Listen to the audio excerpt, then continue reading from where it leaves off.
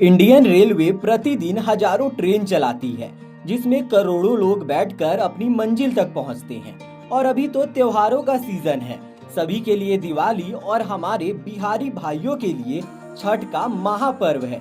इस दौरान ट्रेन में आम दिनों से काफी ज्यादा भीड़ होती है।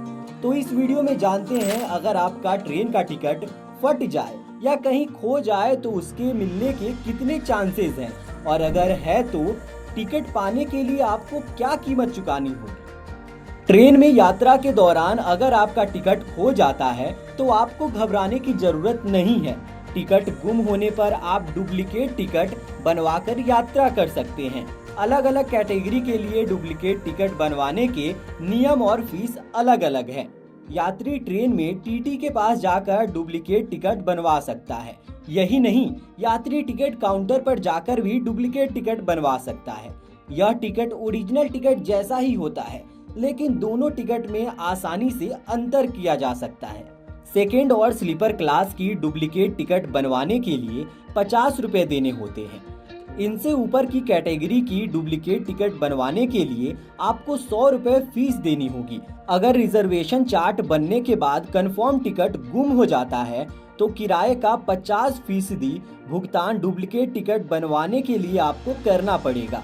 अगर किसी यात्री का टिकट कंफर्म होने के बाद फट गया है तो आप अपनी यात्रा के किराए का 75 या 50% नहीं बल्कि 25% भुगतान कर डुप्लीकेट टिकट पा सकते हैं।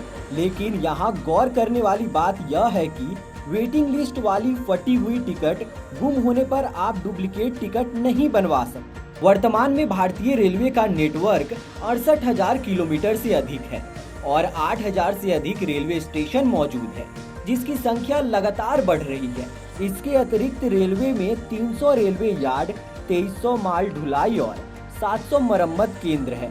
भारतीय रेलवे 12 लाख से अधिक कर्मचारियों की संख्या के साथ दुनिया की 8वीं सबसे बड़ी व्यावसायिक इकाई है। वर्तमान में भारतीय रेलवे कुल 18 जोन में विभाजित है। इनमें देश की राजधानी नई दिल्ली में रेलवे के उत्तरी जोन का मुख्यालय है, दक्षिणी जोन का मुख्यालय चेन्नई, पूर्वी कोलकाता और पश्चिमी जोन का मुख्यालय मुंबई है। इसके अलावा अलग अलग राज्य में हमें अलग अलग मुख्यालय देखने को मिलते हैं। भारत में पहली बार ट्रेन के संचालन के लिए 1832 में प्रस्ताव दिया गया था। बहुत ही कम लोगों को पता है कि 1837 में मद्रास की लाल पहाड़ियों में पत्थरों के लिए ट्रेन का संचालन किया गया था। इसे ग्रेनाइट परिवहन के लिए चलाया गया था। इसके बाद 1853 में मुंबई से थाने के बीच यात्री ट्रेन का संचालन हुआ था।